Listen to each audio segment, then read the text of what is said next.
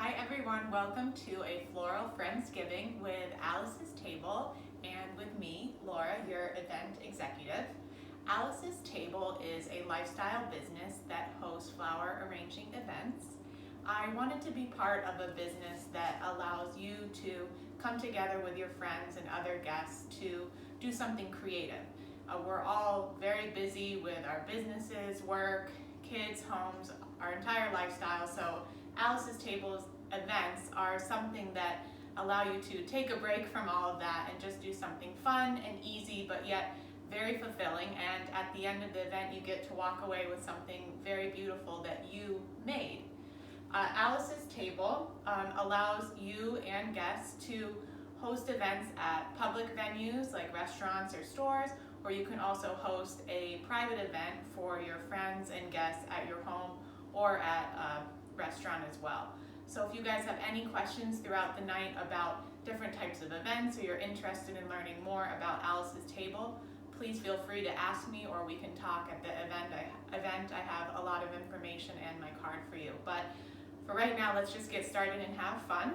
Today we're going to be making the Shelburne Farms arrangement, which I think is perfect because it's a great fall arrangement, and since it's a few days before Thanksgiving, I think the colors are going to look great on your table, or if you bring it as a hostess gift, it's going to look very festive. And the Shelburne Farms arrangement was inspired by Alice's Table from actually Shelburne Farms is a place near Burlington, Vermont, that's just this beautiful place with different animals and flowers and greens that overlooks Lake Champlain. So it really represents the feel. If you haven't been there, at least this floral arrangement will give you a sense of what it's like to be there.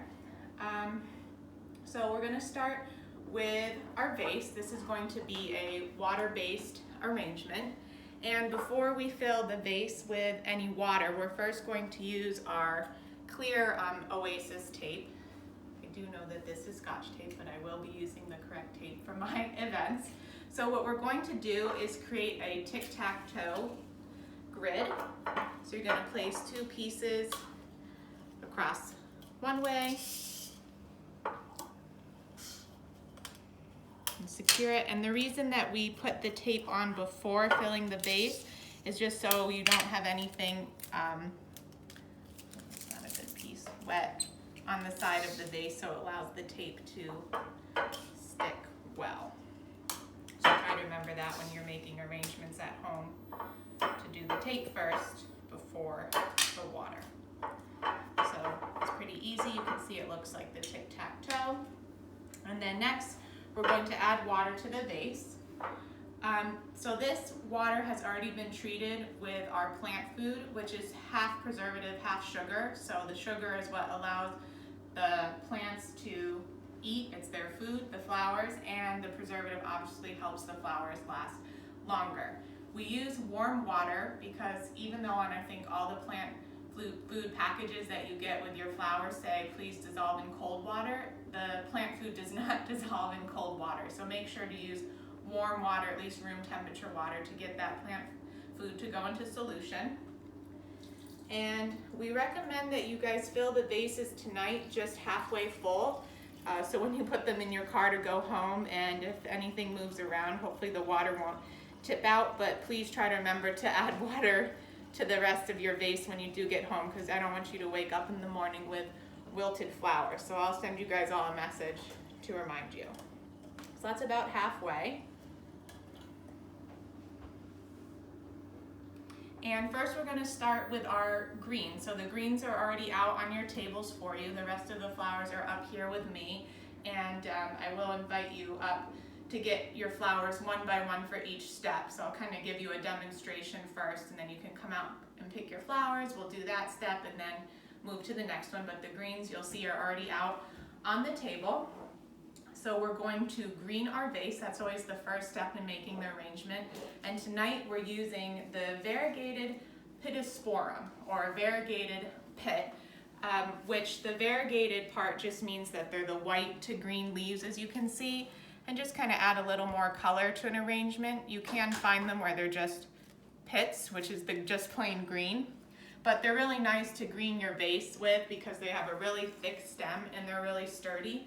So they help you create a nice structure for your entire vase. And a nice little other fact is that these normally bloom in the spring with a really nice fragrant white blossom that sprouts a green fruit that eventually blossoms into this vibrant, bright orange seed. So just a little fun fact. So I'm going to start with one, but the nice thing is you can trim these down fairly easily. That's a little thicker. And the nice thing is you don't just have to use the top. So you can kind of cut these in half and use both parts to green your vase. And we're going to start with the outsides for the greening, and then we'll work our way in with the rest of the flowers. And you can kind of play with the height. And again, play with the different sizes. You probably need about 2 stems. And again, you could always add more greens at the end if you're not happy with the look. And these, if you want to take off a few leaves, just as you're putting them in.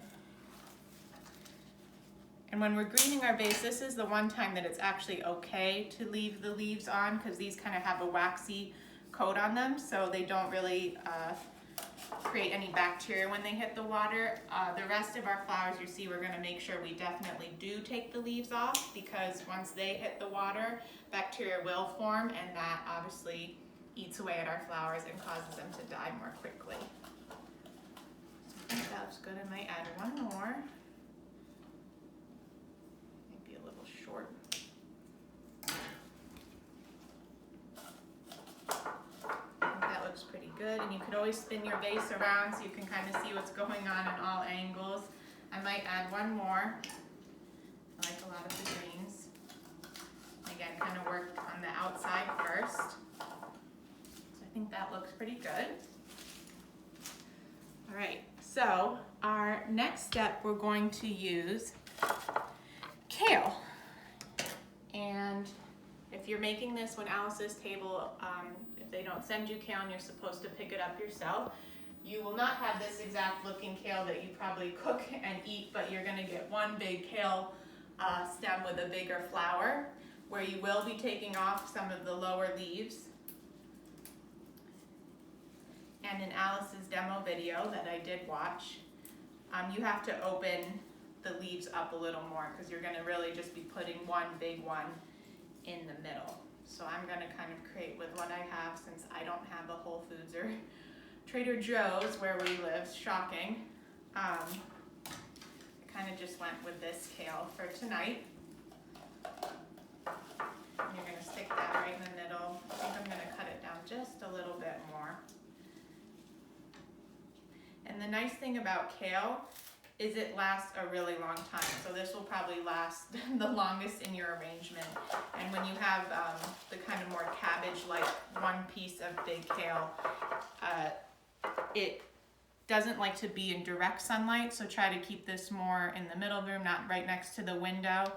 And if any of the leaves do start to get brown on the kind of underneath side, you can easily just take those off, and you know, the flower might start to get a little bit smaller as you go, but it will still look really pretty in the center of your vase.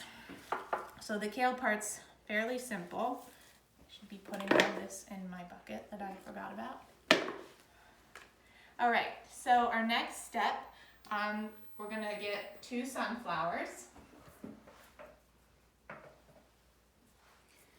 And we have some pretty orange ones here at the Wegmans in our area. These were the last of the sunflowers they have. They're moving on to Christmas flowers. But sunflowers are really great for fall, and they're perfect for our Thanksgiving arrangements. And what's really nice with sunflowers, this one's still fairly closed, but when you're looking for sunflowers and you have a lot more available to you, you want to get the ones that the petals are still tightly closed around the bud, because that just allows them to take longer to open. So if you get ones that are tight enough, they should last for about up to 2 weeks. And sunflowers like even warmer water than room temperature. So if you want to keep them happy, put them in water that's even warmer than room temperature. And So we're gonna cut these, I'm just gonna use at that height, at least to start. And I found when I'm arranging, sometimes I have to cut them a little bit again. I'd rather cut less off and then go back, because sometimes I have a tendency to cut mine a little shorter.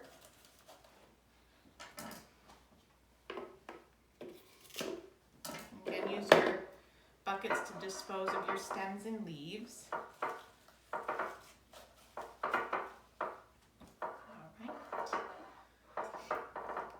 Next, we're going to go with our roses, which these are just the most popular cut flower to use in any arrangement. They're just very romantic, classic, and they kind of go with everything. So first, you're going to want to take off the guard petals, which are the outer petals. They guard the rest of the flower. And the reason to take these off is because you really allow the colors to show through once you take the guard petals off. A lot of times they're not as pretty, a little more wilted or browned. And then to make it easier to work with your rose, to get rid of the leaves and the thorns, we have our shears. So you're going to hold right at the base of the rose gently. And as you're holding that firm, you're going to just pull down like that. And now you're leaf and thorn free. So we're going to use 3 roses. And with roses, a nice little tip, if you're buying them, some of these are a little more, this one I chose is a little more closed, but say if this arrangement, you know, it's Tuesday night, we're making these and you want them to look very open on Thursday, warm your water up a little bit and they'll open faster. But if you want to try to delay the opening of your roses, keep it more at room temperature. So that's just a little fun fact. So that one I might open more. And the same thing, I'm going to take off the guard petals. And a way to see if they're good roses when you're shopping at the store is feel the base of the bud, and if it's more firm, then it's a good rose. If it's too squishy, it's probably past its prime, and these fortunately feel nice and firm. And we're going to strip the roses. Not as that bit. Practice that a little more. And again, have fun where placing them and with the height and how you feel the color is. There's no wrong way to do this. This is how it's ever visually appealing to you. I'm going to use our last one. And try to pull the guard petals off all the way to the base. Again. Oh. And you always want to cut all of your flowers at a 45-degree angle.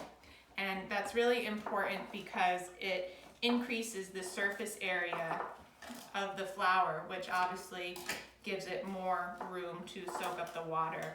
And with roses especially, I kind of took my time describing how to prep the rose, but it's best to get them in the water as soon as possible, even once you take it out, putting right in your arrangement, because the base does start to scab up, and that obviously prevents the water from being able to get in there. It's its natural response to protect itself. But so when you are working with roses, once you get the hang of prepping them, try to do it as quickly as possible. All right, now we're going to move on to our spray roses. And I'm going to have you grab 3 of those when you come up after I show you 3 different pieces. And spray roses are really nice for arrangements because they have a lot of laterals, meaning that, you know, there's different layers. So you can cut off individual roses, you can use it as a whole clump. So they really help fill up your arrangement, which is really nice with a lot of really pretty colors. And, you know, we're doing kind of an orangey yellow, but they have them in a variety of colors. So it really helps brighten the arrangement. And so this is the same thing. I'm going to pull off some of these leaves. So again, we don't want any bacteria to be growing in the water. Make these last as long as possible. And then again, like depending on what height you want, like I might do my first one here with the whole bunch and put that more in the middle. So I need a little more height to fit it through here with the kale. And these you might want to do kind of spin your vase around as you're using it. So again, you can see where you need to add. See, this is a really nice one because each piece is really long. So I can use some of those individually.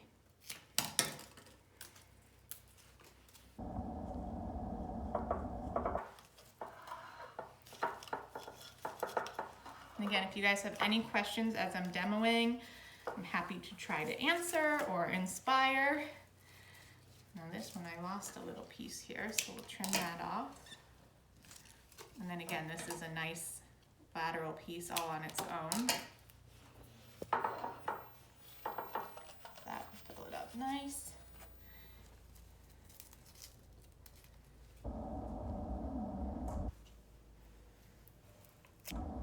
And the spray roses, these again don't need to be in direct sunlight like the kale. So again, this is really a great arrangement for Thanksgiving because most of the time people's tables aren't right next to the window. So it will really help preserve it longer to keep most of this arrangement out of direct sunlight. And spray roses, especially even more than regular roses, need a lot of water. So again, make sure you fill up your vase when you come home, and this might be one that you kind of have to keep refilling within the first few days, or make sure you tell your host of dinner if you take this to them as a gift to watch the water levels. So want this to last as long as possible for them. So our last step, we're going to add the solidago, which is also known as goldenrod. If you get it at its peak, it is normally yellow. But at the store today, this was all that was available, but I'm actually loving the purple color for late fall. But it is also normally known as goldenrod, and it's a great kind of final filler for the arrangement. And it also is a really nice flower that dries out really well. So if you wanted to do something, you know, pretty like that, you could just have a dry arrangement of the solidago. And it normally, like I said, its peak bloom is in August through September, so we're already into November, so we have purple today. And it's mostly native to North America. So again, you're really only gonna need, I'm gonna get one and then two. And again, you're gonna get a lot of lateral pieces with this. So cut, and again, try to take off some of your lower leaves. I think we'll get in the water. And again, you might have to play with the height. When you first put it in like this, I might have to cut back down. But again, I found sometimes I cut things too short and then I can't play with it at all later. Gotta play with your grid a little too. This kale gets a little stiff. Here we go. Good spot.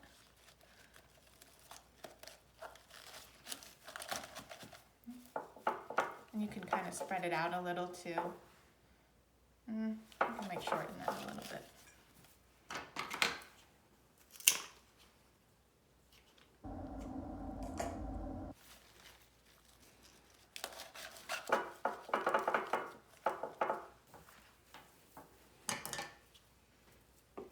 And again, have fun kind of turning your vase around and seeing where you need to add pieces. And if we have anything left over that you're just desperate to add to your arrangement, don't hesitate to come up. But I see them all looking wonderful, so I think this last little piece is going to be just what you guys need and nothing even more.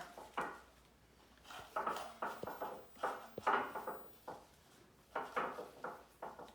think I only needed really those two pieces. I think I might have had bigger bunches than what was demonstrated. All right, so and you can kind of spin it around, see what you think.